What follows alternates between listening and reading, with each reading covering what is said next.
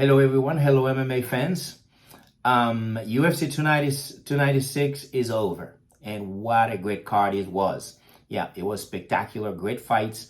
I'm coming back in another video to talk a little bit more about the fights at UFC 296, but today I want to talk about a specific fight, and it's a fight between Tagir Ulanbekov and Cody Durden. Now, the reason I want to talk about this fight, because I have a couple of questions actually for the MMA community. I would like some of the MMA gurus, the guys who know the rules of fighting and everything, to answer those questions for me. And I'm not being sarcastic. I would like to know.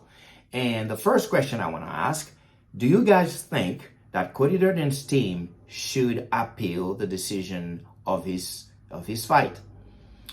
Personally, I think they should, if this was a foul. If this was a foul, I think they should appeal the decision. And also, my other question is, was that a foul? Is it a foul to dig your toes into the fence? And if it is a foul, how do we enforce it? Because to me, a rule is a rule only if it is enforceable. If it is not enforceable, it is simply a suggestion. And if it is simply a suggestion, fighting is such, there's so much at stake when somebody is fighting. I don't even see what's the purpose of the referee telling the fighter to get his toes out of the cage when he's in a dominant position and he's trying to win a fight. If it's not a rule, don't even say anything. Just let the fight happen. But if it is a rule, then we should have a way of enforcing it. And how do we enforce it? Do you say, okay, well, the second time you do it, we're going to do this, we're going to do that, or the third time, the fourth time? When? Because I can only imagine how much it takes to prepare for a fight. How much is at stake when you step foot into the octagon? Bragging rights, rankings, your pride, money. There's so much at stake. So it's a lot. And when you stand there, you stand in the cage, you got a heavy guy on your back like a backpack, a body triangle, you can't breathe, and you're trying to use all the techniques, everything you have learned during your preparation, during your whole time learning MMA. You're trying to do everything you can in your power to find, and during that split second, to drop this guy, get this guy off your back. Now, because, consider it. Everything in the octagon, anything can happen in a split second. It's like 1 second you are angling for an attack, the next second you are knocked out cold. That's how fast things happen. It's the same thing. It takes only a split second, and that split second, that may be the second the guy digs his toes into the cage, that you would have been able to get them off your back. And I know the excuse is like, well, the guy has achieved a dominant position, and then we're not gonna get him off your back. You have to do it on your own. But at the same time, a fight is two people fighting. Just as the same way this guy is eager to maintain this dominant position, the guy who is in the dominant, the guy who is who is being dominated is as eager to get the guy off of them so they can create their own dominant position. It's a 50-50 situation when you have two people in the cage. And now, if the guy is digging their toes into the cage, now again, if we consider that anything can happen at any time, at any second, and he digs it one time, and a second time, and a third time, and a fourth time, and he keeps doing it. Now, we have to have the rules clear enough for the fans, for the fighters, for the referee, for everybody to say, hey, if you do that 2 times, if you do that 3 times, we're going to enforce the rule. And it seems to me, in such situation, the only way to enforce this rule, unless you're going to take points or something, the only other way to enforce the rule is to break the fight and put them back at a neutral position to get started. Because it's not fair for the guy to just stand there and just get choked out because the guy keep digging his toes into the cage. Whether somebody's going to say, well, no, that's not the situation. We don't know.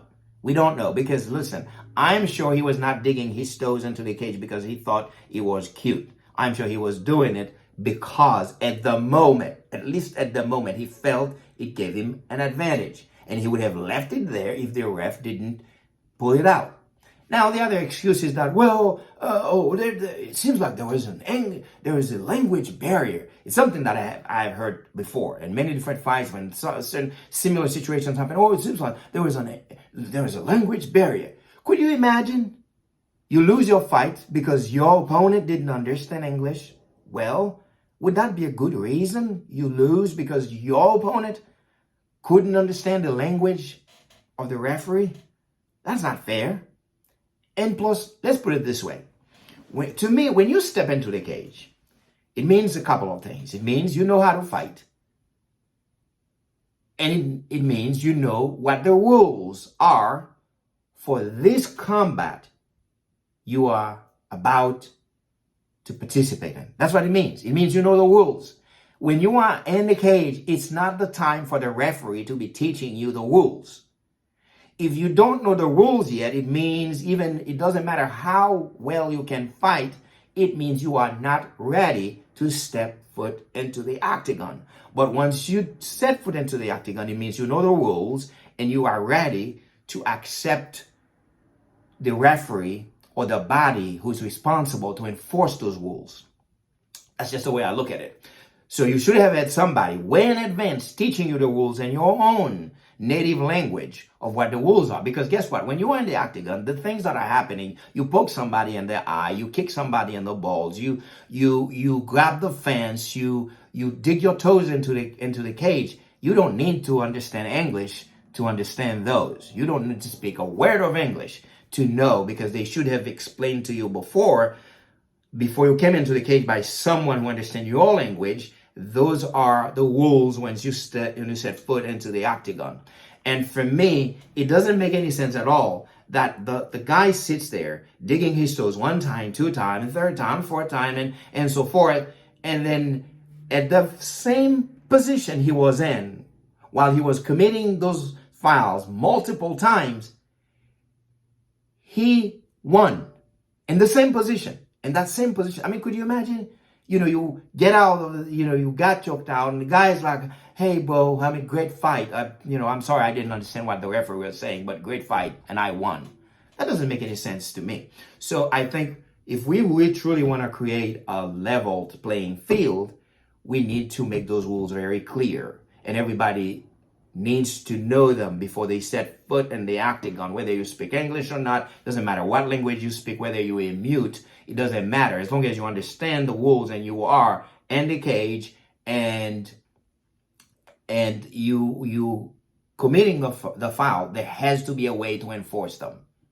I don't know what the rules are, and this is why I think Cody Durden's team should appeal the decision. At the very least, even if they don't get the result reversed, at the very least, you will look into those rules for future fights, for future fighters, because I can only imagine, because as fans, I'm sure sometimes you get frustrated watching people committing fouls over and over again and nothing happened to them, and it's even more frustrated when they win. So can you imagine how the fighters themselves should be feeling?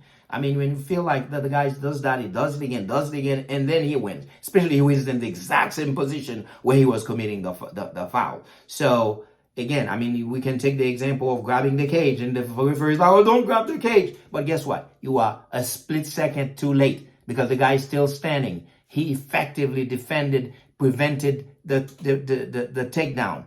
Look, like during the press conference, like we knew, like for instance, Colby Covington said all this nasty thing about Leon Edwards' father. Now, the majority of the fighters wouldn't do it, but at the same time, we're humans. So when people are in a situation, when humans are in a situation where there's a lot of stake, they want to win. They do. Certain people would do anything they come. It doesn't matter. They would do anything to win. Now, technically, Colby didn't do anything wrong because there are no rules who say you can't say those kind of things. Now, I'm not saying that they should have rules about that, because obviously, as a fan, I think the trash talking sometimes bring a lot of fun. Obviously, this is distasteful But it's only if this level. The fighters who go to this level are very rare. It's very rarely you would see fighters descend to the level Colby Covington descended to attack Leon Edwards' father. So because of that, I don't think it's necessary to make a rule about that. But I was just taking that as an example. But guess what? If there were rules about that, like if you say certain things, you would get, penalized, with fees or something like this. He probably wouldn't do it. But again, I want to make this clear. I'm not saying there should be, because I would love the sport to get to a point where we start going through those little fine details and make it too boring to strict to where the fun is gone out of it. Because a good old-fashioned trash talking is always nice. Obviously, nobody likes somebody talking about somebody's dead parents like that. But again, I mean, how many people are gonna do it? I mean, we have Colby Covington. Only maybe a handful of other fighters may go to that distance, like when he and Gary attacked Neil Magny. But only few, very, very few fighters do those kind of things. So I don't think we need rules for that. But again, guys, those were my takes on the fight. And I truly would like for you to go in the comment section. Let me know what you think. Should this fight be appealed, and should they reverse the decision? And what are the rules, and how do we enforce this particular rule? Again, guys, it's always a pleasure talking to you. And if you have not subscribed to the channel, please do that. I'll come back to make another video to talk about UFC 296. Until I talk to you again, peace out.